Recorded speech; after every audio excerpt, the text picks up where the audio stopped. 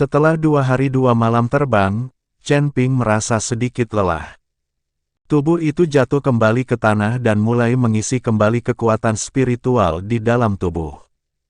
Untungnya, Chen Ping sekarang memiliki banyak sumber daya, jadi dia tidak takut untuk mengkonsumsinya sama sekali. Setelah menyelesaikan suplemen, Chen Ping mengambil peta itu dan melihatnya dengan cermat. Seharusnya kita sudah sampai di area yang dilingkari, tapi sepertinya tidak ada yang berubah di sekitar kita. Chen Ping melihat sekeliling dan melihat hutan lebat dan auman monster yang terus-menerus. Segala sesuatu di Gunung Tianmo sama, tidak ada yang istimewa. Chen Ping melompat dan terbang ke depan lagi.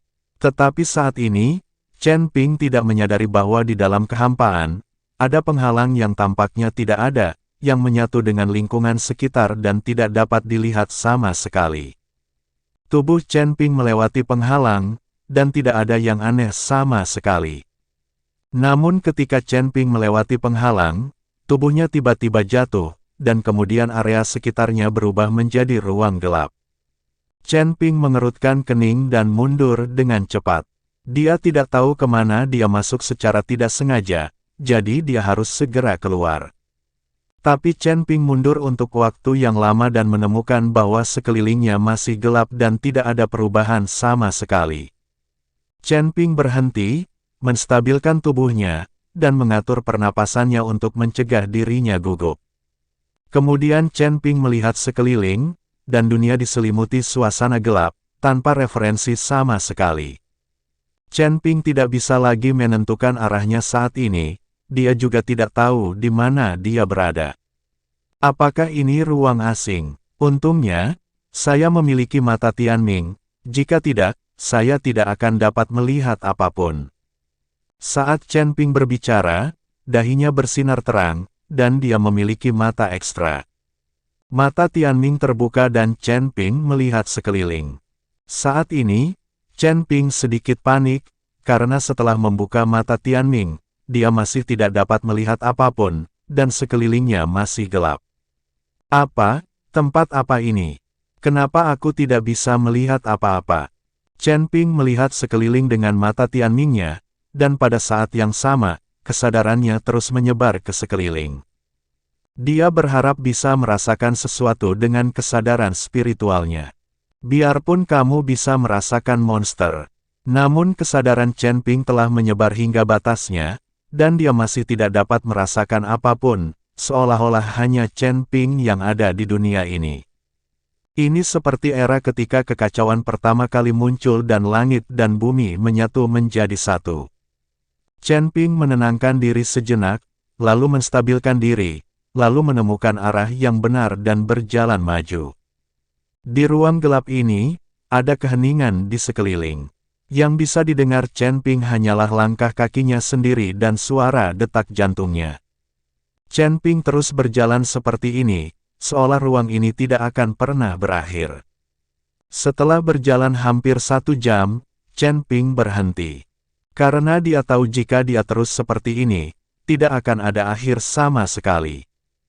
Chen Ping melihat sekeliling, lalu berjongkok untuk mencari jalan keluar dari bawah tanah. Karena area sekitarnya gelap, dia bisa mencoba melihat dari bawah.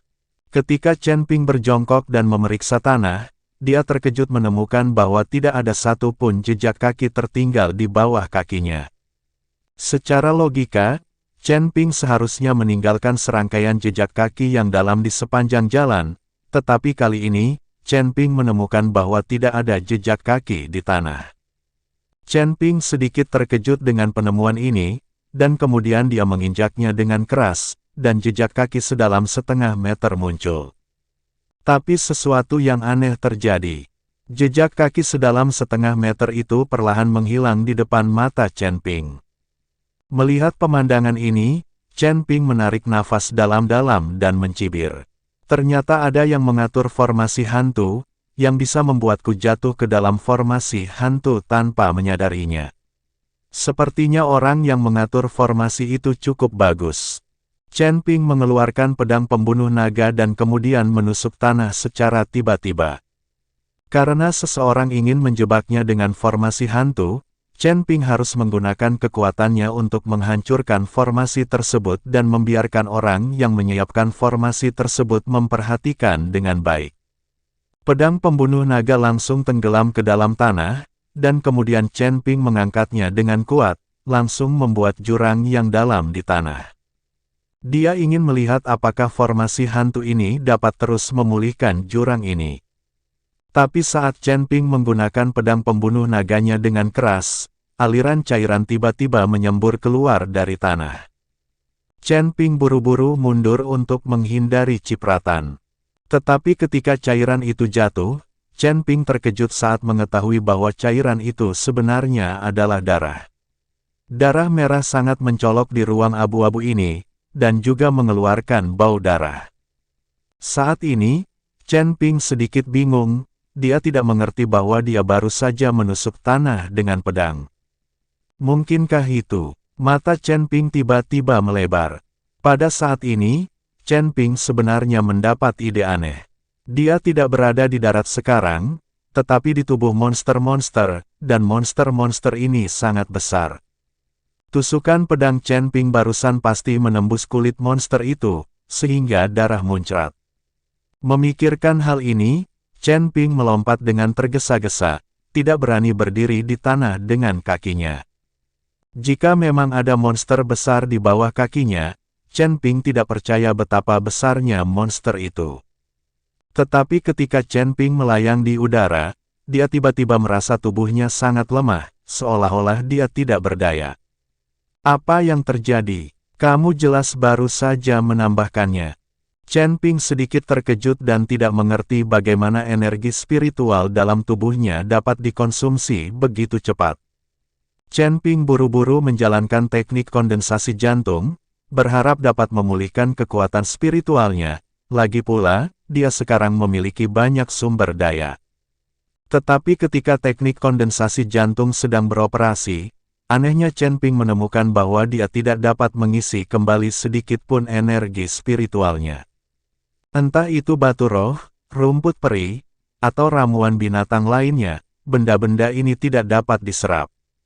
Chen Ping terkejut. Jika dia tidak dapat mengisinya kembali, kekuatan spiritual di tubuhnya cepat atau lambat akan habis.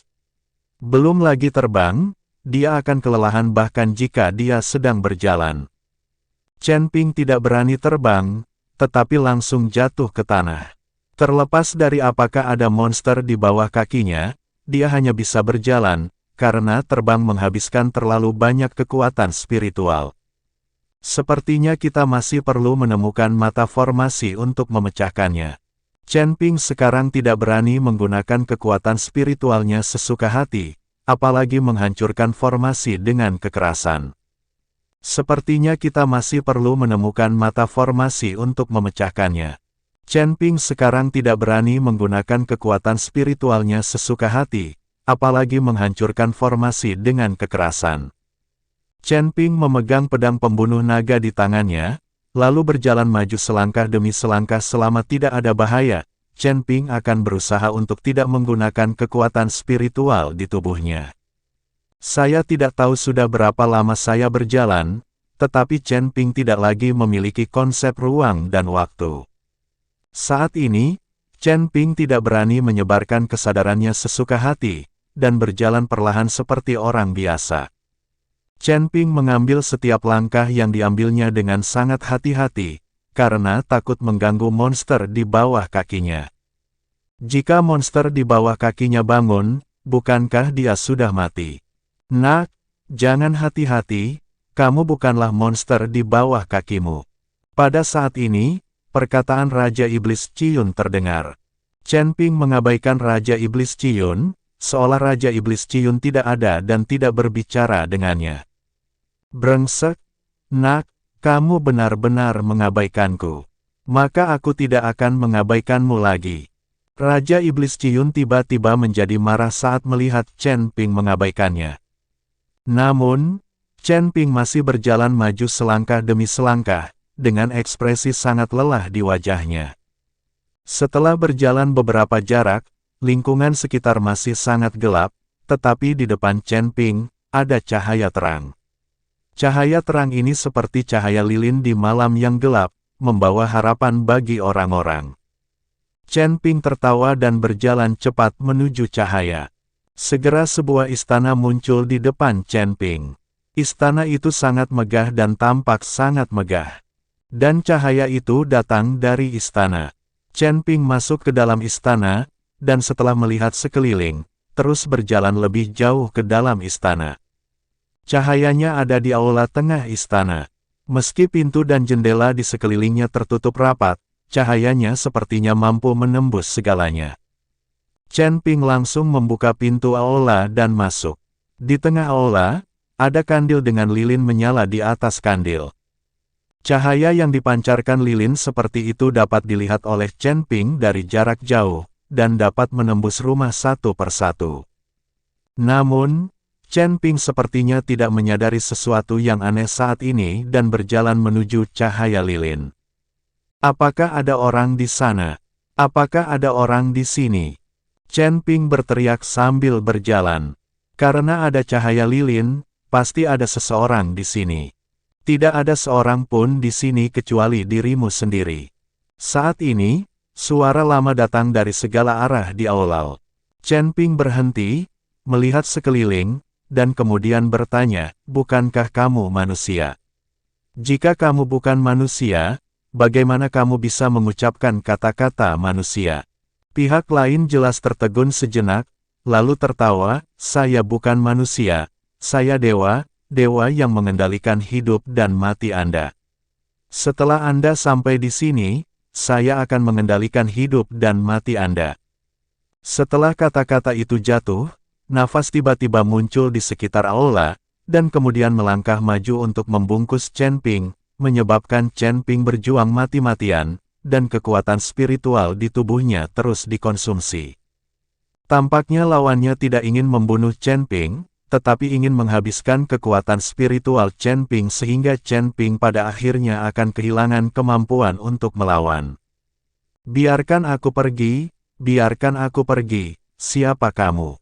Chen Ping meronta, dengan ketakutan di matanya. Ku bilang, akulah dewa di sini. Sekarang kamu di sini, kamu harus mendengarkan aku. Suara lama itu sedikit bangga. Chen Ping terus memohon belas kasihan dan berjuang mati-matian. Kekuatan spiritual di tubuhnya dengan cepat terkuras habis. Pada akhirnya, Chen Ping tidak lagi memiliki kekuatan untuk bergerak. Chen Ping jatuh ke tanah dengan lemah, terengah-engah, keringat dingin menutupi dahinya. Saat ini, auranya telah menghilang, dan cahaya lilin di aula menjadi lebih terang. 3 sosok perlahan muncul di aula. Salah satu dari mereka, seorang lelaki tua berjubah, memandang Chen Ping dengan bangga. Nomor berapa ini? Orang tua itu bertanya pada seorang pria parubaya yang mengenakan jubah hijau di sebelahnya. Zhang Lao, umurmu sudah 9.847 tahun, dan tinggal selangkah lagi untuk bisa menjangkau 10.000 orang. Kata pria parubaya berjubah hijau. Manusia-manusia ini benar-benar bodoh. Semakin misterius suatu tempat, semakin mereka suka datang. Semakin terlarang tempat itu, semakin penasaran mereka. Jika kita terus seperti ini, dalam 3 tahun, kita akan mampu mengumpulkan 10.000 orang. Pada saat itu, kita dapat menyempurnakan 10.000 pil jantung, yang akan menjadi hal yang sangat bagus. Zhang Lao berkata sambil tersenyum. Chen Ping terbaring di tanah, mengamati 3 orang di depannya. Ketiga orang itu tidak memiliki aura biksu manusia, tetapi mereka semua penuh dengan aura iblis. Apalagi ketiga orang ini bukanlah tubuh asli, melainkan hanya bayangan. Dari sudut pandang ini, tempat di mana Chen Ping berada sekarang pastilah susunan bayangan. Jadi ketiga orang ini hanyalah bayangan yang diproyeksikan dan belum memasuki susunan bayangan. Saudara Lu, galilah hati anak itu. Hati-hati, jika anak itu mati, hati yang kamu gali tidak akan berguna. Pria parubaya berjubah hijau berkata kepada orang-orang di sekitarnya. Saudara Lu mengangguk, memegang pisau terang di tangannya. Sepertinya dia familiar dengan seni itu. Ketika Chen Ping melihat saudara Lu datang, dia berdiri dari tanah dengan senyuman di wajahnya. Apakah kamu masih memiliki kekuatan untuk berdiri? Zhang Lao bertanya pada Chen Ping dengan heran.